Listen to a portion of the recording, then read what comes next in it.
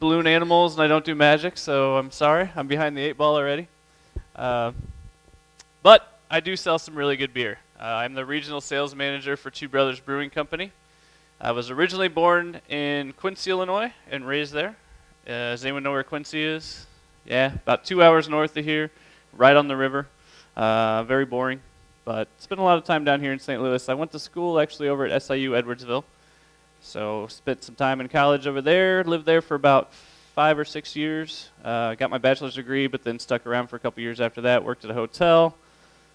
Realized that wasn't really for me. Moved back to Quincy and opened up a bar and grill. So it was just kind of a small bar and grill in Quincy, Illinois. So, nothing too exciting, but we were pretty much the only place in town that was serving craft beer. That was the time that I really started to fall in love with craft beer. In college, being over in Edwardsville, got to drink some Schlafly Pale Ale, things like that.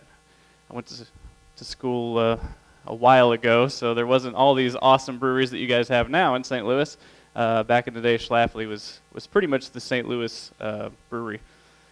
So kind of got to fall in love with it in college, but really once I moved back to Quincy and opened the bar was when I really got, to try a lot of new things, figure out some new styles that I liked, things like that. And so ran the bar for a few years, met my now wife, and we both realized that maybe owning a bar probably wasn't what we were going to do for the rest of our lives. So went back to work for Hy-Vee, which you guys don't have Hy-Vees down here, but I know you do have some in Missouri, like over in Columbia, Kansas City. So maybe you guys are familiar with it. Hy-Vee is basically a big grocery store food chain, kind of similar to a Schnucks, things like that. And it's real big in Quincy, but they're expanding more into Illinois, and so that job took us over to St. Louis, or to Springfield rather. So my wife and I moved to Springfield when they opened a new store in Springfield, and then about a year and a half later they opened a new one in Bloomington, and we moved up to Bloomington, Illinois. So Bloomington is where I'm at right now, and when I was the wine and spirits manager. So again, kind of around the craft beer, got to know a lot about wine, beer, spirits. Really got my full education in the wine and spirits department from Hy-Vee, and was working there as the wine and spirits manager when one day a gentleman came in and said, "I'm Andy from Two Brothers Brewing Company, and I'm really sorry that we haven't had a rep come and see you yet, but we don't have a rep in this area right now. We're hoping to hire one soon." And I said, "Really? What's that job entail?" And they're like, "Well, you'd be the representative for Two Brothers. You would basically go around the whole state of Illinois, spread the brand, and you try to get it on tap at bars. You try to get placements in grocery stores and liquor stores, things like that. And basically you'd be the face of Two Brothers for the whole state of Illinois." I said, "Oh, that sounds like a pretty cool gig." And so he got me in touch with a couple of people, and one thing led to another, and now I'm here doing this class. So started with Two Brothers a little over a year ago. So I haven't been with the company for a real long time, but in that time I've come to find that it's just an absolutely fantastic place to work. The brothers themselves are just amazing people, and everybody that works there is just incredible. It's such a cool job, such a cool company to work for. I know not everyone can say that, so I feel very blessed. Very happy to be with the Two Brothers family. Start out by telling you a little bit about the company. Jim and Jason Ebel are the actual two brothers. I am not one of the brothers. I get asked that pretty much every day by at least 10 people when I introduce myself as Jeremy from Two Brothers. No, I am not one of the brothers. Jim and Jason Ebel are the two brothers. And Jim and Jason both went to the University of Illinois up in Champaign. And this was years ago. The brewery itself has been around for 20 years, if that tells you anything. So Jim and Jason both went to school at the U of I. And, they got good grades, and they had the good fortune to go study abroad. So they spent a lot of time in Europe, France, Belgium, and Germany. And, took a lot of classes over there, spent a few years over there. And then that's kind of where they fell in love with really good beer. And then when they came back to the United States, they kind of found that there just wasn't the beer that they were looking for. So, this is 25, 30 years ago when they came back from Europe, and there just wasn't as many selections as there obviously is today. So they kind of got into home brewing thinking, well, if we can't find the beer and buy the beer that we like, then we'll brew it ourselves. And they came to find out that they really couldn't even get a lot of the supplies to do the brewing. So they opened a homebrew store called the Brewers Co-op. That was up in Naperville, Illinois. And they started to actually import a lot of grains and hops and yeast and things from Europe because they couldn't even find some manufacturers in the States that could give them kind of the product that they were looking for. So they were importing a lot of these grains and hops, and both brothers were kind of brewing on the side and making some beers, and they would give it to each other, and that was pretty much it. They'd just kind of brew for themselves and brew for each other. And then, as most home brewers do, they started to give it to family, started giving it to friends, and everyone was very impressed with their beers, and all they did from then on was talk about beer, talk about beer, talk about beer. And finally their family was like, you know what, you really need to stop just talking about beer, and you either need to make a job out of this, make a career out of it, start a brewery, or you just need to shut up about it. So basically Jim and Jason took that to mean, oh, well, that means we should open a brewery. So they took some old dairy equipment, actually, from their grandfather's dairy farm, and they started Two Brothers Brewing Company in 1996. And as they say, kind of the rest is history. So I see that everyone now has the first beer. So we'll talk a little bit about this beer, and I'll tell a little bit more about the brewery. This is Ebel's Weiss. This is our Weiss beer, traditional German-style Weiss beer. Jim and Jason's favorite style pretty much is hefeweizen. This was one of their original beers. This was one of the original recipes that they really started making. And as you can tell from the story, when they spent a lot of time in Europe, a lot of their brewing expertise comes from Europe. And so most of the styles that they fell in love with are the styles that they fell in love with over in Europe. So this is a traditional German-style hefeweizen. You're going to get a lot of banana on the nose, a little bit of bubble gum, vanilla. It is unfiltered, so of course you'll get a nice haze.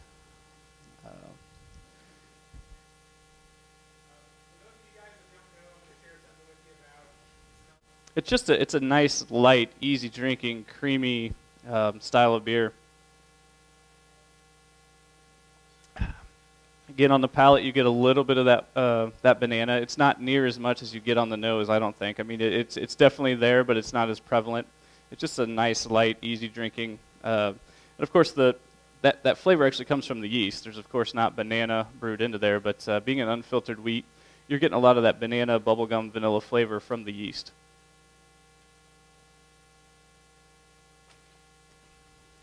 What's everyone think of that one? Good? Excellent.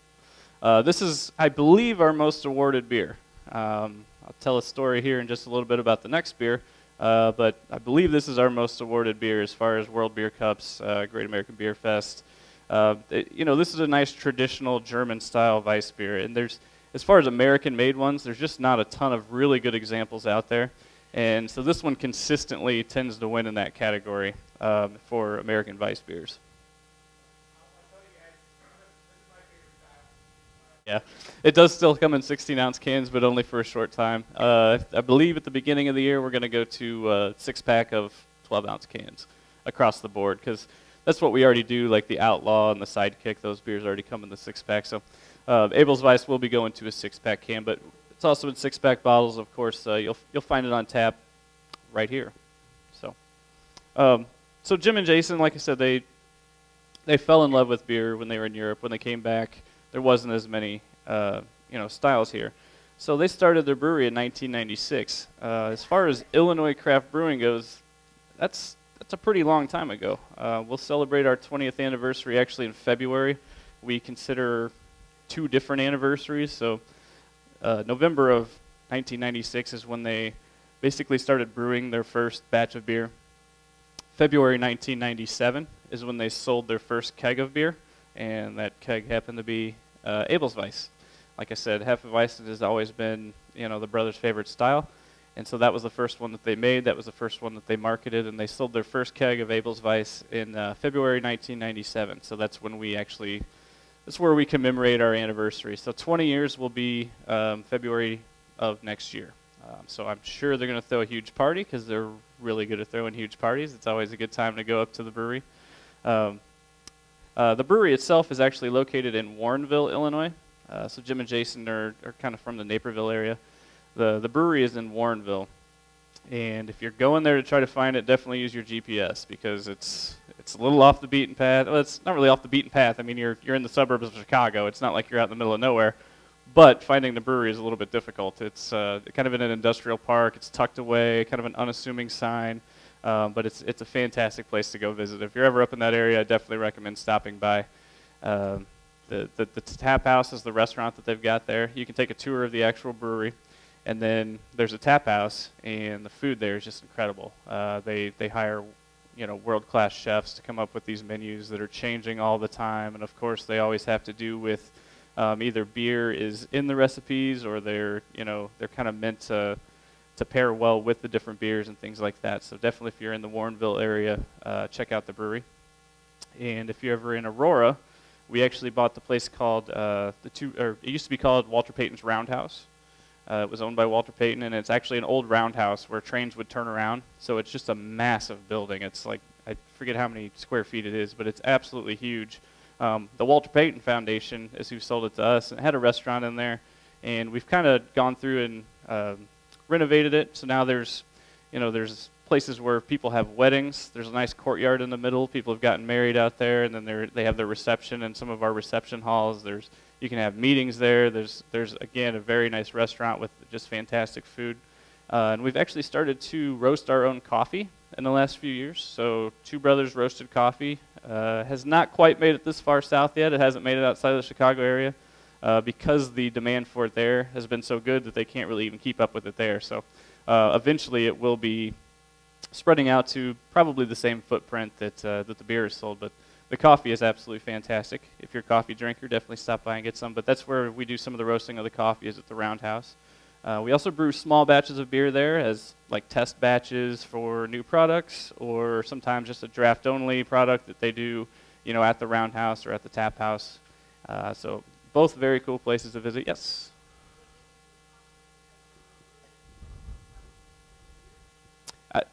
I'm sure, because we had a beer called Red Eye Coffee Porter, and we were using somebody else's coffee for that, so that might have been what kind of gave them the idea to do it. But if you meet Jim and Jason, they're basically serial entrepreneurs. I mean, the guys just can't stop opening stuff. They opened a distributor kind of at the same time that they were starting the brewery, so they owned a distributorship, and they were one of the first ones in Chicago that kind of started bringing in all of the craft breweries from around the country. So they brought in some of the elite names from outside the Midwest and started bringing those in, from Oregon, from California, and started bringing those to the Midwest. And they were one of the first kind of craft brew distributors in Chicago. As the brewery grew, there's actually an Illinois law that says that once you get to a certain size, you can't own both a brewery and a distributor. So they kind of had to make up their mind and sold off the distributor, kept the brewery. So that's the one they love. And again, they've been open been brewing beer for 20 years now.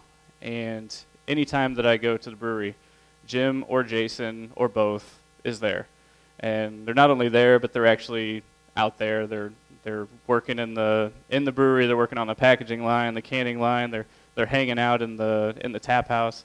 Just super cool guys, completely down to earth. You know that if they wanted to, they could be retired on a beach somewhere. I mean, they could be totally done with this and sold it off, like so many other breweries have done.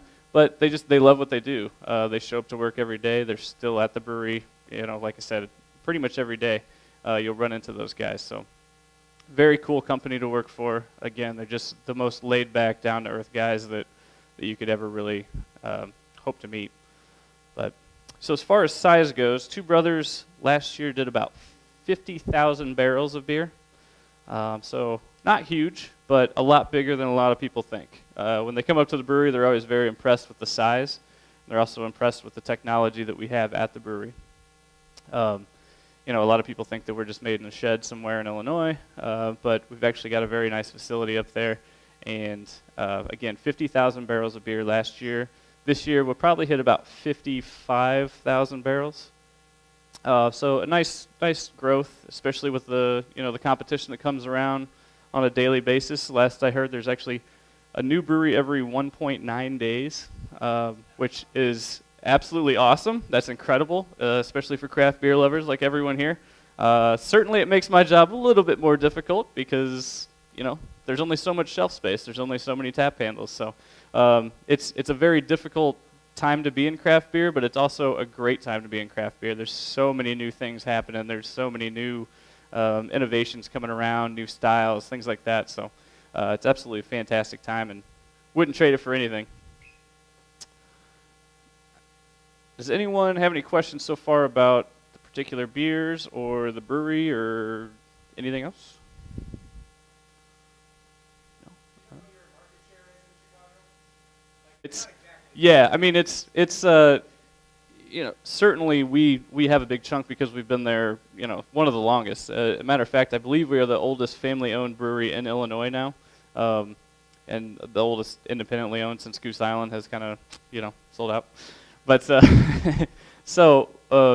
as far as market share goes, no, I don't really know. But I mean the number of breweries that have taken off in Chicago is just incredible. So for us to be holding our own the way that we do in the Chicago market, I think is impressive. Certainly, there's a huge loyalty, around the Chicago area, especially around Naperville, around Aurora. Sticking to the local. And I know St. Louis is the same way, that you guys, like I said, you're really starting to get some really awesome, high-quality breweries here doing some awesome things. And it's really nice to see people sticking local or sticking regional even. I sell beer right across the river for the most part. I come over to St. Louis fairly often. I would say like once a quarter, every other month, somewhere around there. But I'm in the Metro East area a lot, and it's tough to get in over there because you guys have so many good breweries in the area. So as far as the actual market share, I'm not exactly sure what it is, but we're very, very well represented, especially for the amount of competition that is up in Chicago right now. All right, so beer number 2. This is called Domaine Dupage. This is by far our best-selling beer. Absolutely our flagship. So it's a French country ale is what we call it. Very similar to an amber ale. Again, a lot of the styles, a lot of the beers come from the time that Jim and Jason spent while they were in Europe. And France was a particular part of Europe that they spent a lot of time in. This would be similar to just like, basically your table beer. This is just kind of an everyday drinker. It's very kind of malt forward, but extremely well balanced. Just enough hops to kind of balance it out, but by no means be over the top and add too much bitterness. Basically, when I do samplings, there's always someone that comes up and they're like, well, I don't really like craft beer. What do you have that's light? I'll be like, well, here, try this, and I'll give them Domaine Dupage, and instantly they'll look at it and they're like, nope, too dark. There's no way I'm going to like it. You get a nice amber hue, but usually when people try it, they're like, you know what, it's actually really good. I think I can handle that. And it's because there's no extreme flavors. You get a nice caramelized, very malt forward sweetness in the beginning, and then like I said, the hops really balance it out. And this is probably, I would say, one of the more food-friendly beers on the market. We do incredibly well with this one in so many different types of restaurant because it pairs well across the board. It's not like some beers that only pair with certain things. We do well with this one in pizza places all the way up to like high-end steakhouses. I mean, anything that comes off the grill, I feel like goes really well with this, with that caramelized flavor. But again, pizza places are actually, some of our absolute top accounts are pairing this with pizza. And if you had a nice slice of pizza and you pair it with this, definitely recommend it. It's very, very good. But again, so Domaine is by far our most popular seller. After that would be a beer that we don't have today, but I think you might have done it last time, is Prairie Path. Is a gluten-removed beer.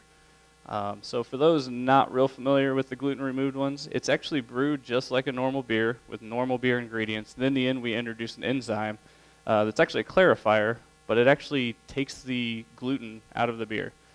So it registers so low on the scale that even someone that has, celiac disease, a gluten intolerance, or they're watching gluten for any dietary reasons, they can actually have that beer. And it's not made from sorghum like some of the other gluten-free beers, so you actually get a lot more flavor. It actually tastes like a beer, and it's go ahead. You're fine.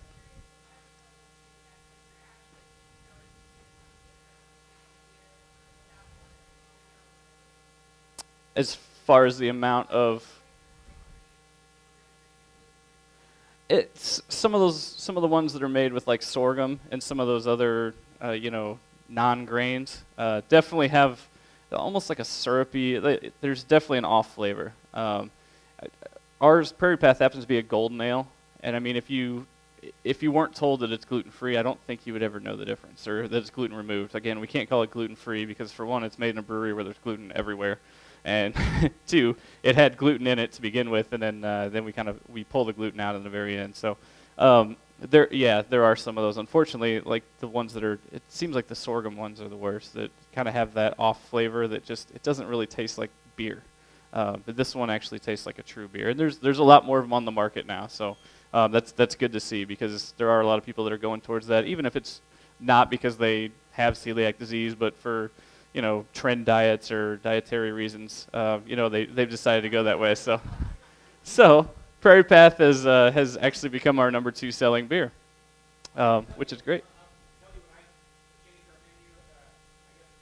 And ours falls, it's less than half of that. It's like 0.2 parts per million. So, like I said, even someone that has an intolerance is not going to see a problem with it. So, like I said, that's quickly become our number 2 beer. Some of the other beers that we do year-round, Wobble IPA is one that we've released a few years ago. We've got these fun wobble glasses that kind of go with it. There's a company that makes rocks glasses that they kind of wobble around. And so we got a hold of the manufacturer, and we're like, hey, we make this beer called Wobble IPA. Do you think it'd be okay if we slapped our logo on your glass? And they were like, sure. So we like to go have events with those, and basically once one person orders one and sets it on the bar and it starts wobbling around, people freak out and everyone has to buy one. So kind of a nice little thing. But that's our West Coast style IPA. We make another IPA called Outlaw, which was recently kind of revamped and re-released with a new recipe.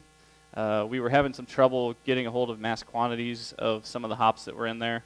And sales started to suffer a little bit after we released Wobble. And so we went back to the drawing board, kind of made a new beer, and re-released it. It's now called Outlaw 2.0. You guys should start seeing that very soon in the area.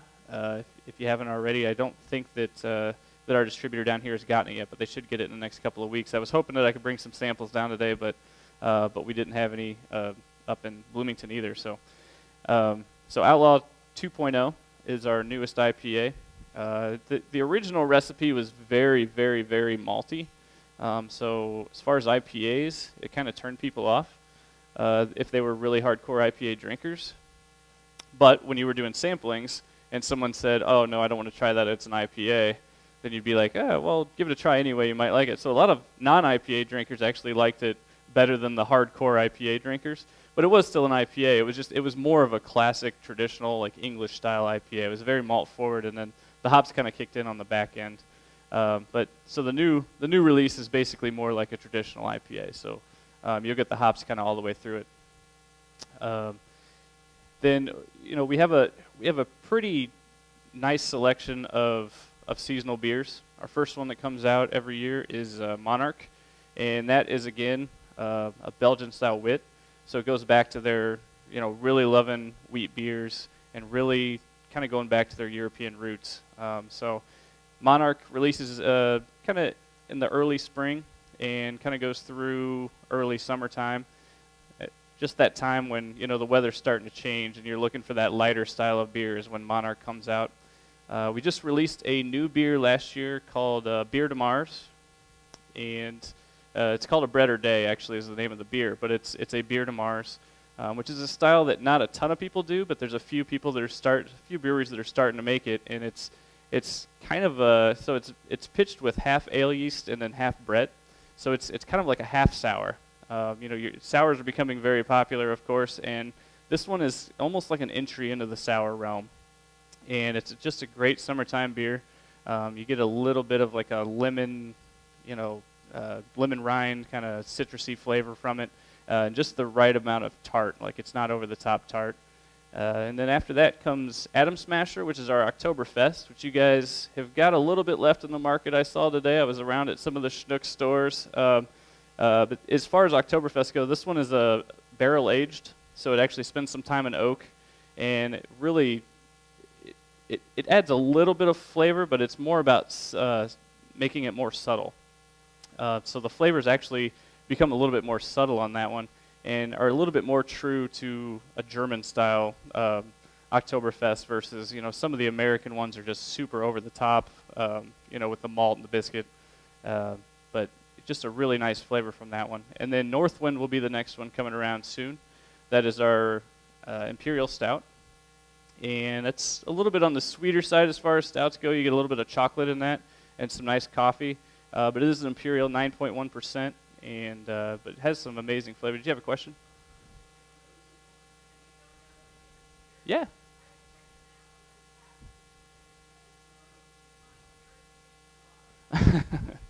Irritated Koala was it was a special release, and it was a one-off. What was the style even? That was several years back. That was before I was with the company. I remember it coming out, but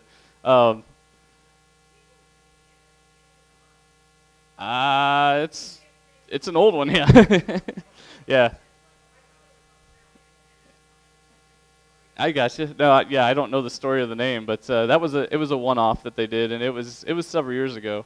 It might have actually been an anniversary beer because they like to every anniversary they release something a little crazy. This last year was it was like a half barley wine, half stout, and then they put it back in a barrel. And boy, it was complex, but it had some amazing flavors. A lot of like butterscotch and really good. But no, I don't know the.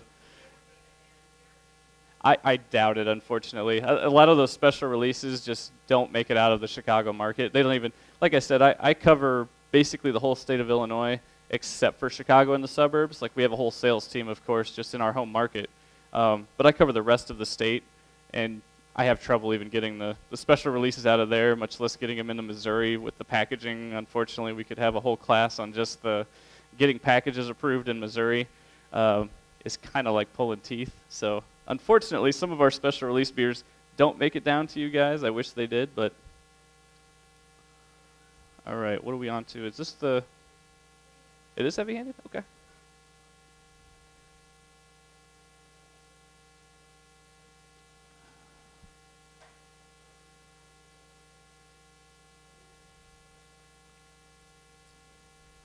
All right, so the next beer is a special release that literally was, they just got it in the warehouse probably this week, if not last week. This is heavy-handed. This is our wet-hopped IPA. So those not familiar with wet-hopped IPAs, it's basically the hops were harvested and brought straight to the brewery, and then we brewed a beer. Matter of fact, Jim and Jason, every year when we make this beer, they actually go to the farm, they help pick the hops, and then they hop in the van, and they bring them over to the brewery, and they brew a beer right then and there. So incredibly fresh hops, and so you'll really get the flavor from the hops very, very pronounced in this one. Typically, hops are kiln dried out, so they dry them out, and then they turn them into pellets. So it's going to lose some of the flavors and the qualities of the plant in that process. One comparison I've seen is kind of the difference between using fresh herbs straight from the garden and using dried herbs, from a package. You're going to get a lot more flavor from this. The hop oils are still going to be in there, whereas when you kiln dry it, you're going to lose that oil. There's some breweries actually now that are kind of almost harvesting that oil from the hops so that they can make basically fresh hopped beers all year round. That's kind of yeah. This is actually a single hop variety, so this one is Cascade. So in the past, we have released this beer as it's always been a single hop, but we've released several varieties each year. Last year it was Centennial, Cascade, and Chinook. The issue kind of came around that all the packaging kind of looked similar, and then it had the hop name or what type of hop kind of in the corner. A lot of the stores were not kind of getting what we were trying to do. What we wanted people to do is try them all, and then, basically you could tell the absolute flavor characteristics of each hop. So you could try 3 different beers, and then you could start to identify exactly what that hop tasted like. Unfortunately, some stores, probably our fault, didn't kind of get that message, and so it would just kind of show up and they would throw it all in one place, and they wouldn't realize that it's different hops and things like that. So it was a little bit confusing, I think, for the stores, and definitely confusing for the consumers, because they might go into these stores and they're like, every time they bought one, it was something different. Didn't really do a great job, probably, again, on our part, of getting the message out there that, hey, this is 3 totally different beers with 3 totally different hops, and we want you to try them all, kind of vote on which one's your favorite, and kind of, get used to trying different hops and getting the flavor characteristics of each one. Again, it didn't go over that great, so this year we've just done just 1 hop. So this year, this one is Cascade. Because a lot of times when you're trying a beer, there's usually 3 or 4 different hops in there, and you might get little bits of each flavor. So trying these single hopped beers is a really good way to kind of hone your skills on, oh yeah, I get some Cascade in there. You can get it kind of on the nose and the flavor. And then when you go back to your other beers, you can kind of start to identify, oh yeah, I think there's Cascade hops in here. I think there's some Centennial in here. There's some Citra. So getting those single hop beers, and of course, being a fresh beer, you're going to get, the true flavor of that hop, because again, this wasn't dried out. This wasn't turned into a pellet, and then 6 months later it was brewed. This literally was brewed on the day that it was picked. They pick it, they take it straight to the brewery, they drop them in, and they brew the beer. So about as true a flavor as you're going to get.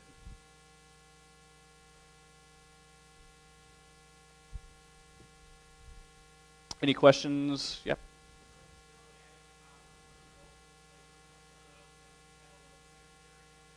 Yes. To be wet hopped, it's actually during the boil, though. If you're adding it to the fermentation and things like that, then that's still dry hopping, even if you're using a fresh hop. But yes, there's still multiple hop drops. And you know what? I used to have the actual brewery sheets for each beer, and I could tell you, how long each drop was. Unfortunately, I actually got my backpack stolen, and I don't have any of the actual brewery sheets telling like the different hop additions and things like that. But yes, there are still multiple additions. It's not just at one time. This one's just wet hop, so we don't add it to the. No. Yep.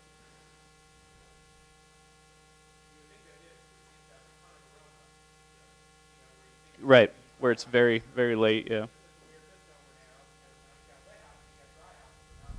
Right. Yep. Home brewers. So some people like to hear about the different equipment that we're using when we're brewing. So our mill is a 4-roller Buehler mill, and that was added in 2012. Our original equipment at the location that we're at now, again, it's in Warrenville. Obviously they started in '96 at a very small, warehouse location. It was actually at the same place that the Brewers Co-op was, where their homebrew store was.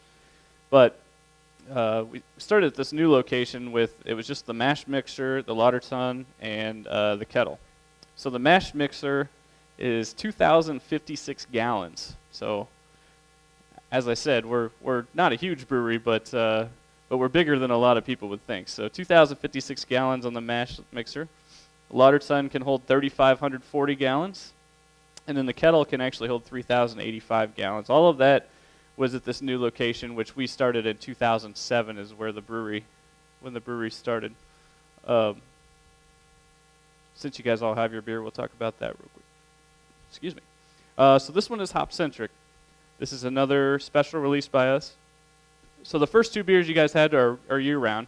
Ebel's Weiss and Domaine Dupage are year-round beers. This is Hopcentric. This is our double IPA. So for those of you who really like the hoppiness, this one's actually 100 IBUs. You probably wouldn't believe it by having it. And it's incredibly malt forward. There's a lot of malt in there, and that's to try to balance out those hops. A lot of the beers that Two Brothers makes are going to be balanced beers. Even when they go into IPAs and the hoppier styles, they're still going to add a lot of malt. They're still going to try to balance those out. So obviously, adding a lot of malt actually, or of course, runs up the alcohol content too. So this one, I believe, runs over 10%, 10.1. And so you get the hops pretty prevalent on the nose.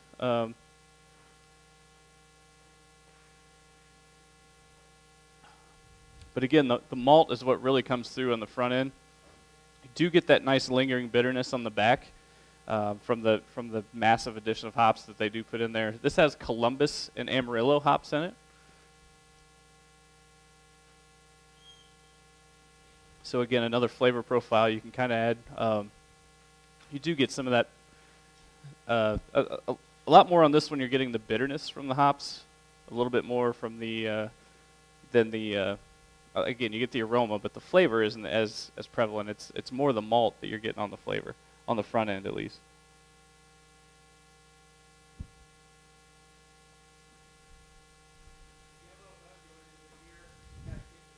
Yeah. This'll help finish you off.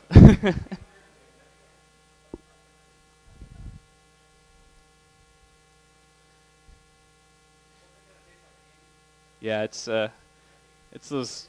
Yeah, that malt in the beginning has that nice sweetness, and then. Right.